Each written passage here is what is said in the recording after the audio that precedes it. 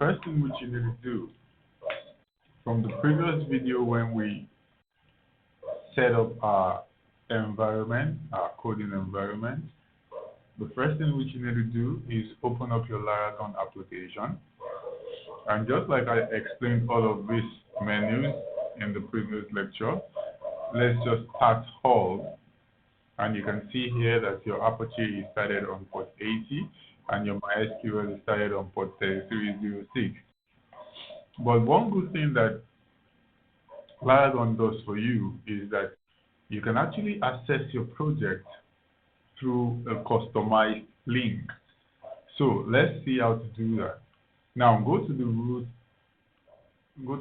folder on your Laragon. Just click on root. I'm already inside of my root folder right now. And in your www, which is your root, create a folder and name it whatever you want. I named mine PHP tutorial. And in that PHP tutorial, I have created a new PHP index page. So how do you do that? You can actually just right click on your mouse and create new, or if you don't want to take that way, you can open your integrated development environment, which is your IDE, and create a new file inside of your IDE. How do you create a new file? Go to the file menu and click on new file. And when the new file is created, click on Ctrl S or from your file options, from your file menu options, just click on save. Then navigate to your www folder, which is the root access in Laragon, and then create your file inside that folder which you created, and make sure that you use your PHP extension, PHP, and name the file index, because index tells the web server that is the beginning of your web project. Now, let us write some PHP code. The first thing which I want you to understand is that a PHP script is executed on the server, like I mentioned in the previous tutorial, and the plain HTML result is sent back to the browser. Now, a PHP script can be placed anywhere in the document. The basic syntax for writing your PHP code is your less than sign, the question mark, PHP, and then the question mark again, and the greater than sign. Now, everything that goes in between this, everything here, your PHP code goes here. So everything within this tag, within this opening and closing tag, will be executed by your server as PHP codes. Now, what did I just do here? Here, I simply made a comment. This is a comment. In programming, in any programming language, there are several ways to make a comment. And this comment, this is a single line comment.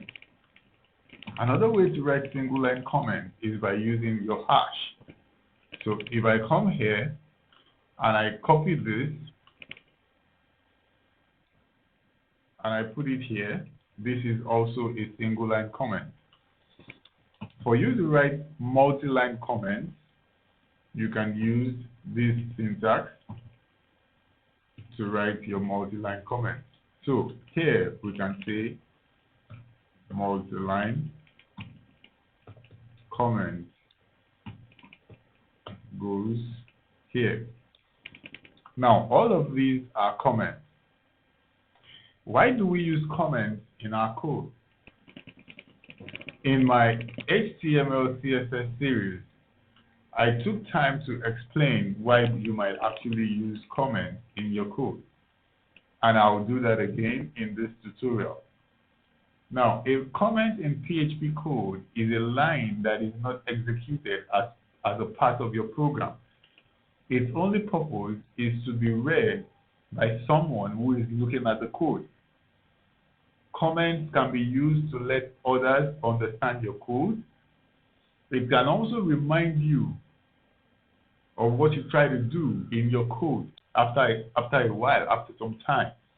Because most times you might actually forget what your code is all about. So it's a good thing to always use comments in your code. It helps you to remember what you're doing, where you started, and where you are. So back to our PHP syntax. Now, as we know that the default file extension for PHP files is .php. You can see that here on the menu bar. You can see index.php. So your file extension must be in PHP, just like mine here. You can see the file type is PHP. So make sure that you get this correctly first before any other thing. Now, as all of these are, like we said earlier, that all of these are not part of a program which you're writing. So if we go to our browser and we try to access this file, all you need to do is whatever name that you have given your folder. Mine is PHP tutorial, so you have PHP tutorial here, .text. Laragon helps you to customize your link. So it's going to be your folder name, .text.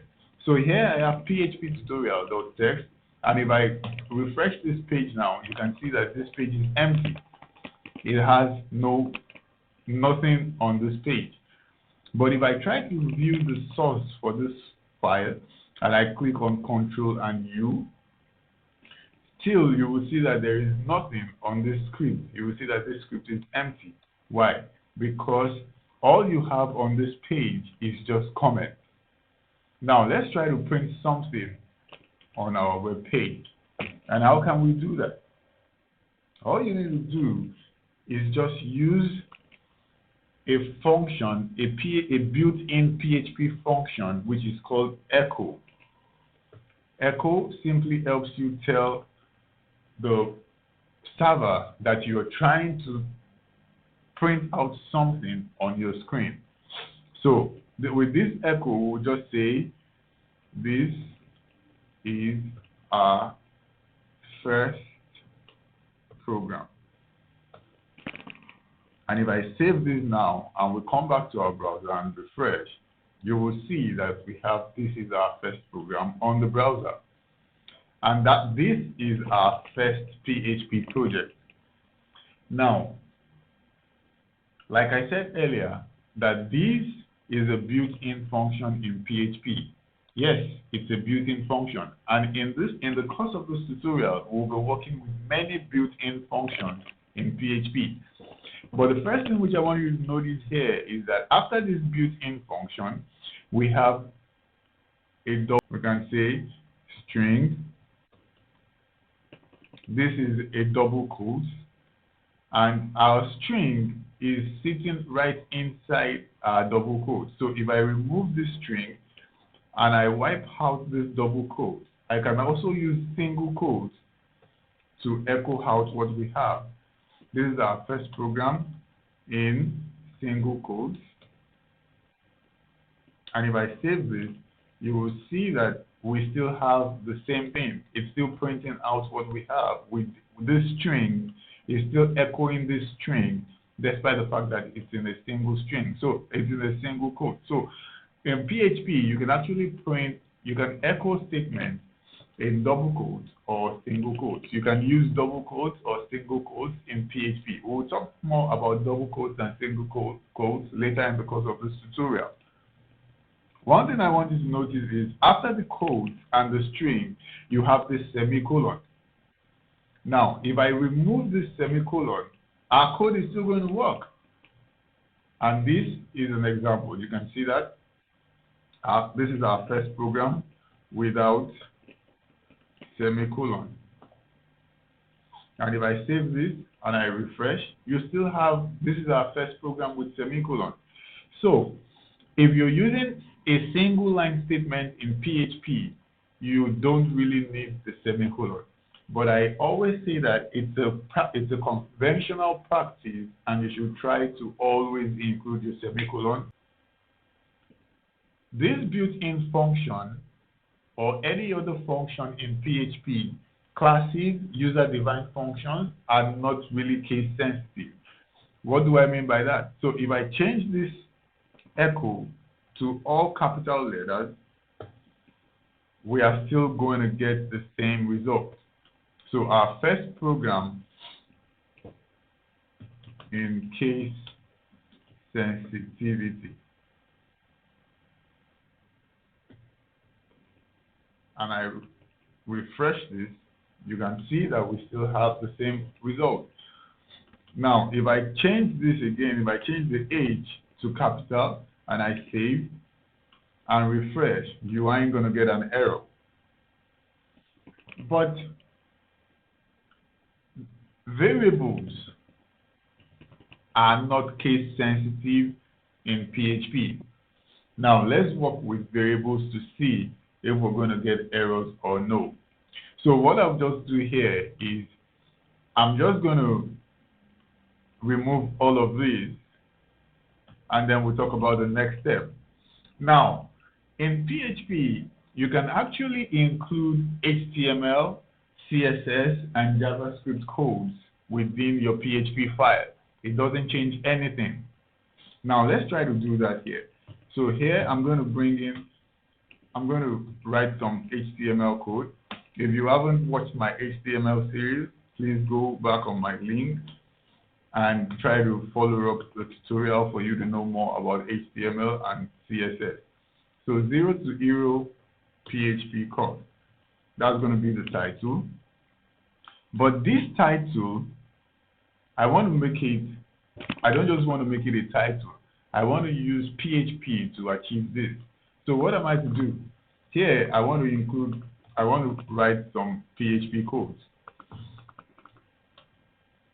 Now, here, I want to declare a variable. We're going to talk more about variables very soon. I just want to show you something. So here, let's say title, and then I just give you my title here like this. Now, I've declared my title here, and then in the body, I want to say body. Body, I'll just say welcome to my PHP 0 to hero. Welcome to my 0 to hero PHP course with Ben. Now this is the body. So here, how do I access this? Now in PHP, there's a shorthand version. There's a shorthand syntax for using PHP. So here I can say, instead of writing PHP this way, I can just use the shorthand version, which is just equal sign. And then I can access my variable, which is title. And in the body tag, I can do the same thing and access my variable, which is the body. So here, I can just say body. And if I refresh this page, you will see that we have the body and we have the title right here on the bar. You see this? This is our title. You see that? 0 to hero PHP course. And this is the body. Now, but we want to test our PHP code if our variables are case sensitive or not. So what do we do? Let's see case sensitivity. That is what we're trying to prove here. So now I want to change this. I want to change this body to what? To caps, to capital letter. And then here, I'm just going to say, let's print body as small, and then let's print body as capital, and let's see what's going to happen.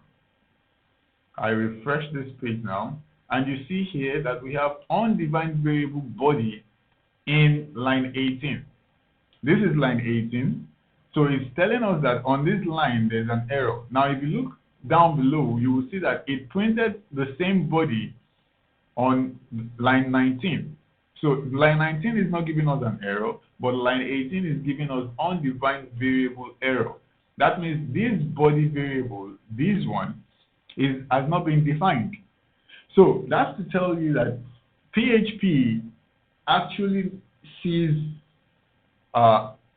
case sensitivity. It takes note of your case sensitivity when it comes to variable. But for the function, for the built-in function, for classes, user-defined functions, it doesn't really count. They are not case sensitive.